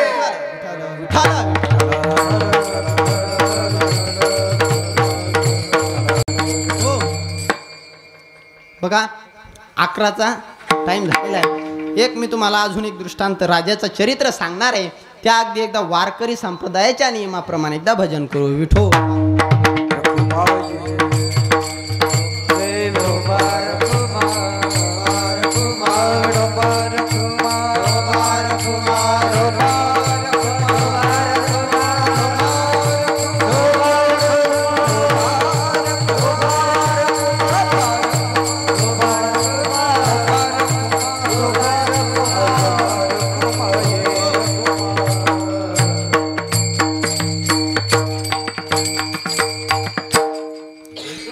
मराठ्याचा विजय झाल्याच्या नंतर माझे राजे त्या ठिकाणी कोंढाण्यावरती गेले आणि कोंढाण्यावरती गेल्याच्या नंतर राजांनी बघितलं महाराज की तान्हाजी त्या ठिकाणी धाराशायी पडलेला आहे. तान्हाजी धाराशायी पडलेला आहे. तान्हाजीचा निरोप सूर्याजी पर्यंत आहे आणि त्या ठिकाणी राजे आल्याच्या नंतर सूर्याजी निरोप देतोय, राज दादा पडला. राजा दादा नुसता पडला नाही. दादाने मला तुम्हाला एक गोष्ट सांगायला सांगितली. दादा म्हणायचा की राज आम्ही पडलो जरी असलो, आम्ही मातीत जरी मेलो असलो तरी फक्त मातीत नाही मेलो राज, आम्ही मातीसाठी मातीत मेलो. हा निरोप माझ्या दादाने तुम्हाला दिलेला आहे. राजाने बघितलं, राजा ढळासा डसा डसा डसा रडू लागले. अरे गड आला पण माझा सिंह गेला. त्या दिवसापासून त्या गडाचं नाव बदलून सिंहगड ठेवण्यात आलं. राजांना एक जरी मावळा मेला ना तर एवढं दुःख व्हायचं, कारण एक मावळा फक्त सैनिक नव्हता, तो जीवाचं रान करून एक एक एखाद्या जोहरीनं कसा हिरा तरासून आपल्या तिजोरीत ठेवावा, तसा माझ्या राजाने एक एक मावळा असा निवडला होता की एक मावळा जरी युद्ध करायचा तर तो एक मावळा 100 भारी पडायचा, असे मावळे माझ्या राजाने निर्माण केले होते. 18 प्रगट जात्यांचं 12 बलुतेदारांचं स्वराज्य त्या ठिकाणी राजांनी निर्माण केलं होतं. महार, कोळी, कुणबी, मराठी सर्व मंडळींना घेऊन माझ्या राजांनी वाटचाल केली. आणि वाटचाल करत असताना बघा, चांगलं कार्य जर कोणी करत असेल, चांगल्या मार्गाने जर कोणी जात असेल तर त्याला आडवे येणारे लोक भरपूर असतात. कोठे आपण जर म्हणलं सप्ताह करायचा तर भरपूर मंडळी त्यांना अडचणीत आणतात. कोठे आपण जर म्हणलं त्या ठिकाणी मंदिर बांधायचं तर अडचणी आणणारी भरपूर मंडळी आहेत. त्याचप्रमाणे जर कोणी धर्म कार्य करत असेल तर ते धर्म कार्य करत असणाऱ्या व्यक्तीच्या जीवनात अडथळे आणणारे अधर्मी सुद्धा भरपूर असतात. महाराज. अहो, तुमच्या आमच्या जीवनात अडचणी येतील यात नवल नाही. भगवंताच्या जीवनात सुद्धा अडचणी आल्यात. तुम आम किस खेत की मुली आहे का नाही. बघा, मला सांगायचं ते नाही, मला एक राजांचा एक शेवटचा तुम्हाला दृष्टांत सांगायचा आहे. राजांचं एक छोटंसं चरित्र कथा तुम्हाला या ठिकाणी सांगायची आहे. आणि माझ्या सेवेला पूर्णविराम. तशी सेवेची वेळ 8:30 ते 10:30 होती, परंतु 9ला चालू झाल्यामुळे वक्त्यानं त्याचा पूर्ण टाईम घेतला पाहिजेत म्हणतात, आहे का नाही. अहो, एका गावात महाराज असं कीर्तनाला गेलो तर गेल्या आधीच लोकांनी सूचना दिली. म्हटले, महाराज, कालच्या महाराजांनी 10 मिनिटं अगोदर कीर्तन सोडलं तर सर्व मंडळी त्याला बोलले की बा तुमचं काय काम आहे, तुम्ही का लवकर कीर्तन सोडलं. म्हटलं असं. ते म्हणे हो खरं आहे म्हणले. म्हटलं बरं. कीर्तन चालू झालं महाराज. 8:30 ते 10:30 कीर्तन होतं, माझंच होतं. 8:30 ते 10:30 कीर्तन होतं. आणि कीर्तन असताना मी 10:30ला नेमकं विठोबा रुक्माई केलं. आणि त्यांना विचारलं, सांगा म्हटले आता किती वाजेपर्यंत बोलायचं. म्हणजे तुम्ही उद्या म्हणाल नको महाराजाचा अभ्यास होता का नव्हता, काही याचं भांडवल संपत होतं बा, आहे का नाही. म्हणून महाराज त्या गावात 11:30 पर्यंत कीर्तन करून आलो. तुम्ही 1 तास 10 मिनिटं कमी झाले म्हणून 1 तास वाढवला. मला ते नाही सांगायचं, मला माझा टाईम झालेला आहे, फक्त एवढं तुम्हाला समजून सांगायचं आहे. बघा, आणि तरी सुद्धा मी आता 20 मिनिटं शिल्लक बोलणार आहे, तुमचं काही शिल्लक न घेता. बघा, ज्या वेळेस छत्रपती शिवाजी महाराज पन्हाळ्या गडावर होते आणि पन्हाळा गडावर असल्याच्या नंतर पुन्हा एक संकट महाराष्ट्राकडे भिरकावत होतं. ते संकट म्हणजे सिद्धी जोहर. आणि सिद्धी जोहर फक्त एकटा आला नव्हता महाराज, 40,000ची फौज घेऊन आला होता. 40,000ची फौज. आणि एवढा दृढ निश्चयी होता तो, एवढा दृढ निश्चयी होता की त्याने असं ठरवलं होतं की शिवाजी महाराजांना पन्हाळ्यावरती गाठायचं आणि पन्हाळ्याला वेढा द्यायचा. असं असताना छत्रपती शिवाजी महाराज पन्हाळ्यावरती होते. पन्हाळ्यावरती असताना सिद्धी धाड करत त्या ठिकाणी महाराष्ट्राकडे चालून आला. पन्हाळ्याला वेढा दिला. आणि पन्हाळ्याला वेढा दिला फक्त पन्हाळ्यापुरता मर्यादित नव्हता, अरे 20-20 किलोमीटर त्याचा वेढा होता. आणि आता त्या ठिकाणून जाणं, त्या ठिकाणी तो वेढा फोडणं एवढी सोपी गोष्ट नव्हती. माझ्या राजाला असं वाटलं काही दिवसांनी पावसाळ्याचे दिवस चालू होणार आहेत आणि पावसाळ्याचे दिवस चालू झाल्याच्या नंतर सिद्धी वेढा टाकून राहू शकणार नाही, असा राजाचा समज होता. परंतु सिद्धी एवढा जिद्दी, वेढा 1 महिना चालला, वेढा 2 महिने चालला, वेढा 3 महिने चालला. आणि असं असताना आता राजाची चिंता वाढली. का वाढली? अरे गडावरती 400 मावळे आहेत आणि ते 400 मावळे गेले अनेक दिवस झाले एक टाइम जेवत आहेत. का? कारण धान्याचा कोठार आता संपत आलेला आहे. आणि असं असताना जर मावळे 2-2 टाइम जेवले तर आपल्याला अन्न पुरणार नाही, है का नाही. म्हणून मावळे 1 टाइम जेवायचे महाराज. अरे मावळे 1 टाइम जेवतील यात नवल नाही, माझा राजा सुद्धा 1 टाइम जेवायचा. का? कारण मी जर 1 टाइम कमी जेवलो तर माझं जेवण 1 टाइमचं माझा 1 मावळा खाऊ शकेल असा विचार दृढ दृष्टिकोनाचा माझा राजा. आणि असं असताना राजाची चिंता आता वाढली. गडावरती धान्याचे कोठार कमी झाले. सिद्धी वेढा आठवायला काही तयार नाही. पावसाळ्याचे दिवस सुरू झाले. धब धब धब धब पाणी पडायचा. पाण्यामध्ये सुद्धा उभं राहून सिद्धी पन्हाळ्याकडे लक्ष द्यायचा. एवढा वेढा मजबूत होता, तोडणं अशक्य होतं. काय करावं शिवाजी महाराजांना समजत नव्हतं. युक्ती काय लढवावी. बहिर्जी नाईकांना बोलवण्यात आलं. बहिर्जी नाईकांना सांगितलं की आता काही करून वेढा तोडावा लागतो. जर आता वेढा तोडला नाही तर मावळे भुकेने मरतील. युद्धाची गोष्ट तर वेगळीच राहिली. काय करावं काही समजत नव्हतं. बहिर्जी नाईकांनी 2 दिवस मागितले. 2 दिवसामध्ये योजना आखण्यात आली. योजना अशी आखली की 2 पालख्या तयार करायच्या. एका पालखीमध्ये एक मावळा बसवायचा, दुसऱ्या पालखीमध्ये छत्रपती शिवाजी महाराजांना बसवायचं. एक पालखी सिद्धीकडे पाठवायची आणि एक पालखी सिद्धीला हुलकावणी देऊन छत्रपती शिवाजी महाराजांना बाहेर काढायचं. कशी योजना आखली, अशी योजना आखली राजाला सांगणार. पण आता छत्रपती शिवाजी महाराजांसारखा दिसणारा मावळ्याची आवश्यकता होती. बहिर्जी नाईक आता त्या योजनेची पूर्तता करण्यासाठी गडाच्या थोडं बाहेर जाणत असताना बहिर्जी नाईकाची नजर पडली का मावळ्यावर. तशीच दाढी राखायचा, तसंच चालायचा, तसंच बोलायचा. अहो एवढंच नव्हे, राजेगडावर नसताना अनेक मावळे त्याला छत्रपती शिवाजी महाराज म्हणून मुजरा करायचे. तो मावळा बहिर्जी नाईकांच्या नजरेत आला. बहिर्जी नाईकांच्या नजरेत आल्याच्या नंतर बहिर्जी नाईकांना आनंद झाला. बहिर्जी नाईकांनी त्या मावळ्याला सोबत घेतलं. सोबत घेतल्याच्या नंतर राजाच्या त्या ठिकाणी महाली गेले. महाली गेल्याच्या नंतर राजाला सांगितलं की राज, योजनेची पूर्तता झाली. काय योजनेची पूर्तता आहे? राजा हा मावळा आहे, शिवा काशीद नावाचा. तुमच्यासारखीच त्याला दाढी आहे, तुमच्यासारखंच चालतो, तुमच्यासारखंच दिसतो, तुमच्या एवढीच हाईट आहे. मग आता या मावळ्याला आपण तुमचे पोशाख द्यायचे, तुमचा जिरेटोप द्यायचा, तुमची तलवार द्यायची. आणि तुमची तलवार दिल्याच्या नंतर एका पालखीमध्ये त्या शिवाला बसवायचं, एका पालखीमध्ये तुम्ही बसायचं. एक पालखी विशाळगडाकडे रवाना होणार, एका पालखीमध्ये शिवा बसणार आणि तो सिद्धीकडे जाणार. अशी योजना सांगितली. सिद्धीला काहीच मिळ नाही की आता योजना काय करायचं.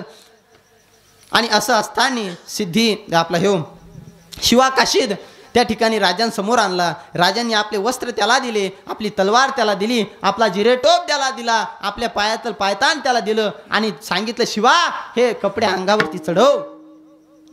ते कपडे अंगावरती चढवले. आरशासमोर उभा राहिला. छत्रपती शिवाजी महाराजांसारखा हुबेहूब दिसू लागला. छत्रपती शिवाजी महाराजांसमोर आला आणि राजांनी त्याला बोलले, राजे महाराज, अरे शिवा आमच्यासारखा दिसतोय.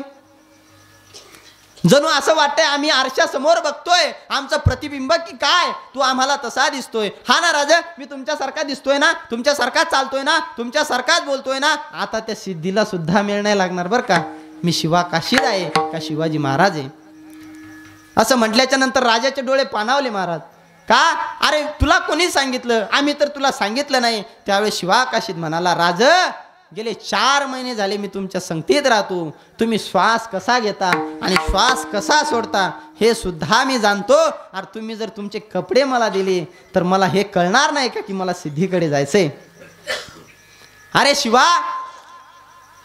आत्ताच सांग म्हटले, तू जातो का? त्यावेळेस शिवा काशीद म्हणला, राज, ओ राज, अहो जातोय की म्या कुठं नाही म्हणलं. असं असताना योजनेचा त्या ठिकाणी ठरवलेला दिवस उजाडला. महाराज ठरवलेला दिवस उजाडला. छत्रपती शिवाजी महाराजांचे कापड शिवा काशीदने घातलेले आहेत. एका पालखीमध्ये शिवा काशीद बसलेला आहे. अंधार होता. अंधार असताना एका पालखीमधून शिवाजी महाराज जात आहेत, दुसऱ्या पालखीमधून शिवा काशीद जात आहे. शिवा काशीद जात असताना आता 2 पालख्या वेगवेगळ्या होणार. त्या ठिकाणी पालख्या ठेवण्यात आल्या. शिवाजी महाराजांनी शिवा काशीदाची गळाभेट घेतली आणि गळाभेट घेतल्याच्या नंतर छत्रपती शिवाजी महाराजांचं अंतःकरण द्रवित झालं आणि छत्रपती शिवाजी महाराज शिवा काशीदाला म्हणू लागले, शिवा अरे काय गरज नाही जायची, चला आपण सोबत जाऊ. जे होईल ते होईल, सर्वांचं सोबत होईल. जगलं तर सोबत लढू आणि मेलो तर सोबत मरू. असं म्हटल्याच्या नंतर शिवा काशीद म्हणला, नाही राजा, आता नाही. का?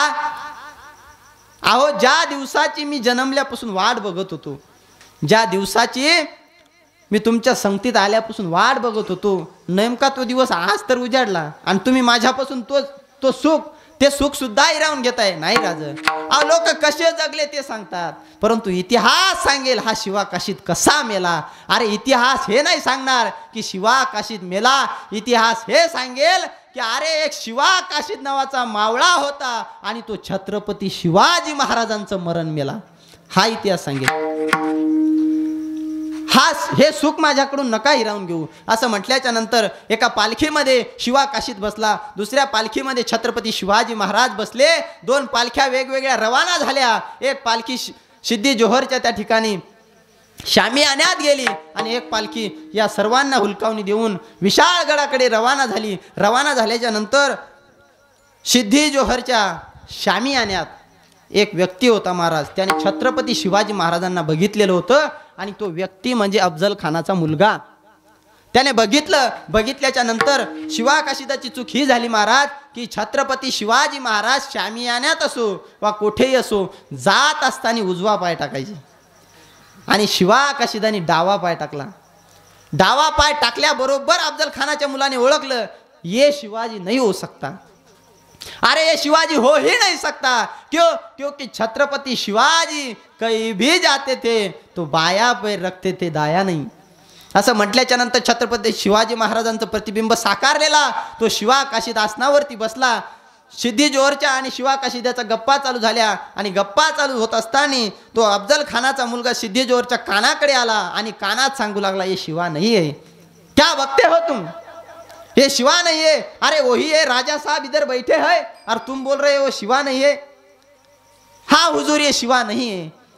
कैसे नहीं है, कैसे पहचान सकते हो? अरे इसने जब मेरे पिताजी का कत्ल किया था तो कृष्णा जी ने उसके सर पर एक वार किया था और वो वार का निशान भी इसके माथे पर नहीं है, ये शिवा नहीं है. सर्वांनी घेरलं महाराज. शिवा काशिदाला घेरण्यात आलं. सर सर सर सर तलवारी चालण्यात आल्या. शिवा काशिदाच्या रक्ताची शरीराची चाळणी झाली, रक्त वाहू लागलं आणि रक्त वाहत असताना मरत असताना सुद्धा शिवा काशिदाच्या चेहऱ्यावर एक स्मित हास्य होतं. का? कारण हा देह आज माझ्या राजाच्या कामी पडलाय. अहो राजावरती जीव ओवाळून टाकणारी एवढी माणसं होते आणि आपण दिसले की रस्ता बदलणारे सुद्धा माणसं आहेत महाराज. आपण आपलं तोंड पण पावटत नाही लोकांना. ती आलर म्हणतात पलीकून चला, आहे का नाही? का असं करतात लोक? कारण आपण लोकांचा द्वेष करतो त्यामुळे लोक आपल्यासोबत तसं वागतात. परंतु माझा राजा सर्वांना बंधुवत प्रेम करायचा म्हणून राजावरती जीव ओवाळून टाकणारे बरेच माणसं होते. सिद्धीला भनक लागली. त्या ठिकाणी छत्रपती शिवाजी महाराजांच्या मागे त्या ठिकाणी सैनिक पाठवण्यात आले. सैनिक पाठवत असताना कुठेतरी बाजी काकाच्या कानावरती एक बातमी आली की आता सैनिक आपला पाठलाग करत आहेत. राजे तोपर्यंत घोर खिंडीमध्ये पोहोचले होते. घोर खिंडीमध्ये पोहोचले आणि पोहोचल्याच्या नंतर आता जर या ठिकाणून राजे समोर गेले नाही, आता जर या ठिकाणून राजे पुढे गेले नाही तर थोड्याच वेळामध्ये आपल्याला येऊन गाठील आणि सर्वांचा त्या ठिकाणी खात्मा होईल. त्यामुळे बाजी काकांनी छत्रपती शिवाजी महाराजांना विनंती केली, राज आता तुम्ही समोर जावं. हे 60 मावळे घेऊन मी घोडखिंड अडवून धरतो, तुम्ही समोर जा. समोर गेल्याच्या नंतर विशाळगडावर जा आणि तोफाचे 5 बार द्या. तोपर्यंत एकही गनिम मी या घोडखिंडीतून पुढे जाऊ देणार नाही, हा माझा शब्द आहे तुम्हाला. बाजी काका, अहो बाजी काका, अहो मी एक एक मावळा गमवत आहे. माझे अनेक मावळ्याचा प्राण मी या स्वराज्यासाठी खर्च केलेला आहे. आता मला कोणताही मावळा या ठिकाणी गमवायचा नाही, तुम्ही सोबत चला ना काका. त्यावेळेस काका म्हणलेले, नाही राज, कोणाचं मरण कुठेतरी लिहिलेलं असतं, हे मरण आमचं या ठिकाणी आहे, ही खिंड आम्हाला पावन करू द्या. असं म्हटल्याच्या नंतर राजे समोर गेले. घोडखिंडीमध्ये बाजी काका आणि 60 मावळे उभे होते. यवन त्या ठिकाणी 3000 यवनाचं सैनिक आलं. बाजी काका असं लढू लागले, असं लढू लागले जणू काय शंकराचा अवतार बाजी काकाने धारण केलेला होता. हातामध्ये दोन्ही हातामध्ये दांडपट्टे घेतलेले होते आणि सार सार सार सार ती यवन कापत सुटले. असं कापू लागले, असं कापू लागले की यवनांना थरकाप सुटला. आता काय होणार, हा बाण कसा मारणार, हा पट्टा कसा चालवणार, कोणाचं मुंडकं उडवल्या जाणार, काही समजत नव्हतं. बाजी काका अकराळ विक्राळ रूपाचे दिसत होते. काय करावं काही सुचेना. कुठून तरी एक बाण यायचा, बाजी काकाच्या छातीत लागायचा, बाजी काकाच्या छातीतून रक्त यायचं, कुठून तरी एक गोळी यायची, बाजी काकाच्या हृदयाला भेदून जायची, तरी सुद्धा बाजी काका खाली पडायचे, पुन्हा उभे राहायचे, पुन्हा लढायचे. का? अरे माझ्या राजाने अजून तोफाचे बार दिले नाही. जोपर्यंत तोफाचे बार कानावर येणार नाहीत तोपर्यंत मी प्राण सोडणार नाही. कारण राजाला वचन दिलेलं आहे, घोडखिंड अडवून धरेल. पुन्हा राजे बाजी काका उठायचे, पुन्हा लढायचे, अनेक यवनांना कापायचे. अनेक मावळे त्या ठिकाणी मारले गेले. 2-4 मावळे राहिले आणि ते 2-4 मावळे ही मेल्याच्या नंतर एकटे बाजी काका घोडखिंड अडवून धरलेली होती. कुठेतरी पुन्हा अरे तो अफजल खानाचा मुलगा म्हणायला लागला, अरे ये क्या आदमी है, कैसे लड़ रहा है, ऐसा अगर कोई आदमी हमारी सल्तनत में होता तो पूरी हिंदुस्तान क्या हम पूरे दुनिया पर राज करते क्या। असा लढत होता, असे लढायचे, पुन्हा पडायचे, पुन्हा उठायचे, कोणीतरी पुढे जाताना दिसला की त्याच्या अंगावरती झडप घ्यायचे, त्याला गर्दिश मिळवायचे। असं असताना बाजी काका रक्तरंजित झालेले होते, शरीरावरती कुठेही एक असं जागा राहिली नव्हती की जिथे वार झाला नव्हता, पूर्ण अंगाच्या खित्र्या झालेल्या होत्या, रक्ताचं उकडून वाहत होतं, तरी सुद्धा बाजी काका प्राण सोडायला तयार नव्हते का, कारण राजाचे तोफाचे बार अजून आलेले नाहीत, पुन्हा लढायचे पुन्हा। आणि असं असताना एक तोफेचा बार कानावरती आला, हळूहळू दुसरा तोफेचा बार कानावरती आला, असं करता करता 5 तोफाचे बार कानावर आल्याच्या नंतर बाजी काका म्हणायला लागले, आता स्वामी सुखे निद्रा करा गोपाळा, आता आम्ही मरायला तयार आहोत का, कारण माझा राजा सुखरूप गडावरती पोहोचलेला आहे, आणि माझा राजा जर गडावरती पोहोचलेला आहे तर आता जगण्याची झुंज नाही, तर आता मृत्यूला कवटाळण्याची वेळ आलेली आहे। हे मावळे होते महाराज, आणि अशा मावळ्यांना घेऊन माझ्या राजांनी स्वराज्य निर्माण केलं, तुमच्या आमच्या ताब्यात दिलं, आणि तुम्ही आम्ही या स्वराज्याची माती केली महाराज। मी नेहमी सांगत असतो, आपल्याला असं वाटतं छत्रपती शिवाजी महाराज जन्माला यावे, पुन्हा जन्माला यावे, कशाला जन्माला यावे, कशाला अहो माझ्या राजांनी स्त्री रक्षण केलं, माझ्या राजांनी भ्रूण हत्या थांबवली, माझ्या राजांनी पहिलं नौसेना दल उभं केलं, माझ्या राजांनी एक आदर्श राज्य उभं केलं, आणि आज आदर्श राज्य कुठे दिसत नाही महाराज। पहिल्या काळामध्ये निष्ठा बघायला भेटत होती, आता निष्ठी जास्त झाली महाराज। कोण किती आमदार घेऊन कुठे जाईल, आणि कधी कोणाचं सरकार येईल, आणि एकाच पंचवर्षामध्ये सर्व पक्ष सत्तेत जातील, हे तुम्ही आम्ही विचार केला नसेल महाराज। ही राजनीती माझ्या राजांनी नाही शिकवली। माझ्या राजांनी जे गड बांधले, माझ्या मावळ्यांनी जे गड बांधले, त्याच्यावरती कुठेतरी आपण मोठं दिल काढतो, त्याच्यावरती आपले नावं लिहितो, हे करण्यासाठी त्या मावळ्यांनी खस्ता नाही खाल्ल्या महाराज।